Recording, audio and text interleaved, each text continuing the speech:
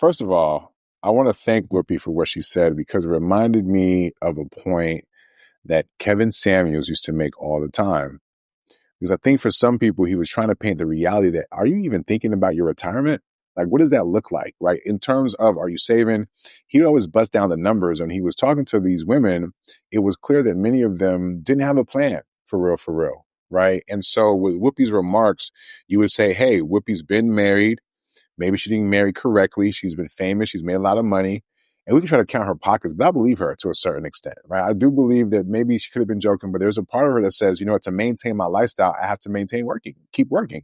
So we discount her because she's a celebrity, but there's a lot of people who have been in a position where they're around her age or older who've had to continue to work on some level because the ends ain't really meeting the way they need to, right? And unfortunately, when some of these programs and safety nets are being cut, et cetera, there's less money available to people.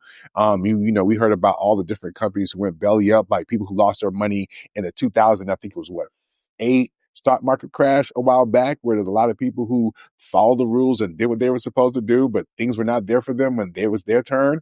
And so they're out here struggling. So this is something that's been going on. So the idea that some people are voluntarily saying, I'm going to choose this life for what?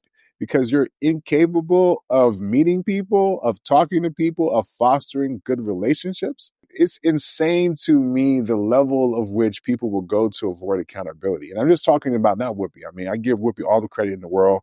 She was married. She tried it 3 times. It didn't work out. Now, if she married some white dudes who took advantage of her, should that be another cautionary tale for some of y'all that feel like the grass is greener over there? Because it's not the first time that we've heard of sisters getting taken for a little alimony by the white dudes. And I get it. Ken did do is that as well. But shit, he saw what they were doing and learned. So, hey, right? Why should we not? Should we let, oppression stop the black man from taking advantage of the system too? Get the fuck out of here. Or maybe you should marry one and find out. But the point is that I can see why she's at the point in her life where she's done with marriage. Cool. She's did it.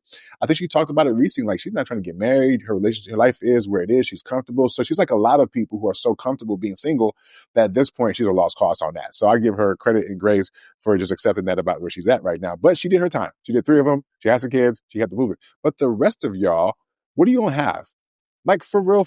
Like, who's going to be there for you? You think your family members, your girlfriends, your homies and all that is going to be there when the sunset of life? Many of them pass away if you're fortunate enough to, like, I just don't think people really get what that life can look like when you have not invested in other people. It looks like loneliness. Like, it looks like you being somewhere where nobody's coming to visit you for real. Them cousins, them nieces that you was all comfortable with, they're living their lives. They're not coming to check up on you. Sorry. Right? So I'm not trying to scare nobody. I'm saying, like, if you're 35 or wherever you are in life and you have not thought about your retirement, fuck a man for a second, right? Fuck him. Have you yourself talked about what your game plan is going to be? How much money you're going to need to live? You still have time. If you haven't done that, you're in a fucked up situation, okay? Because time is running out for you. And it just shows that if you don't get it together now, you never will. So there's a larger conversation. Y'all be thinking y'all got the luxury of making some of these choices when you don't. It's not that hard. It's simple math. Go to ChatGPT and ask ChatGPT how much your ass is going to need to survive at a certain age if you want to stop working, to account for inflation as well. Then ask Chat, hey, based off of how much money I make right now, am I going to be able to make it or survive? And then finally ask it, well, what if you put 2 people together? You put your 40 together, put my 40 together. If 2 people share a 1-bedroom, it's half the price. That's probably just a simple equation, but some of y'all be making life a lot harder than it has to be. So let Whoopi be a warning. It ain't going to be that sweet. The economy is getting even worse. You know what I'm saying? Like, everything is fucked up right now. And you think the pandemic should have taught some of y'all that doing it alone was not going to be a good look. Some of y'all ain't have no nigga to help you change shit around the apartment or around the house. You can't even go outside and throw your pussy out there to get some dick to help you around the house because niggas scared of the panty, right? Y'all knew what it was like, right? So why would you voluntarily set yourself up for a retirement of that? Why? When all you got to do is go get some counseling, figure out the trauma that maybe your mom or your father put you through that didn't allow you to learn how to have healthy relationships with another adult, right? Take some financial literacy classes and roll the dice. I promise you, it's probably way better than the bullshit that y'all are on right now. Thank you, Whoopi, for being honest and for finding somebody to love you at once upon a time and marry you.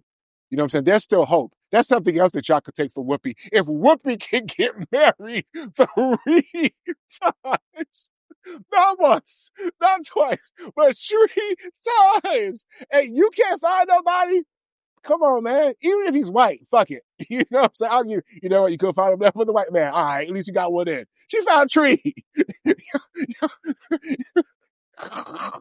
I'm sorry, y'all. They're not even getting a call back, Nick. I Right? said, Lord have mercy on this one. Whoopi got married 3 times. Y'all can't get a text back. Let's not. So first of all, let's just acknowledge that Whoopi did grow up in an era where marriage still mattered. Nowadays, marriage does not matter to men and women in most cases, especially in our community, which is why we have the lowest rates. So let's recognize that as well. Well, it's not the same, okay? Men value marriage more in 2025 than women do. I'm going to go on the record and say it. I'm going to go on the record and say it. And you can tell because the conversations that men are having is, hey, why won't you be a suitable wife? And women are saying, I don't even know if I want to be married, right? It's a different conversation. Talk about it. So I will acknowledge that it is a different conversation. But I'm also going to say this. The reason why it's a different conversation is because from our previous episode where we talked about the evolvement of men, it's because some women felt like it's too little too late and they're not willing to take that risk. But also, I will acknowledge the conversation is different because men actually benefit, even though y'all going to say no, they don't. But studies show that men actually benefit more from marriage still, contrary to what popular belief is.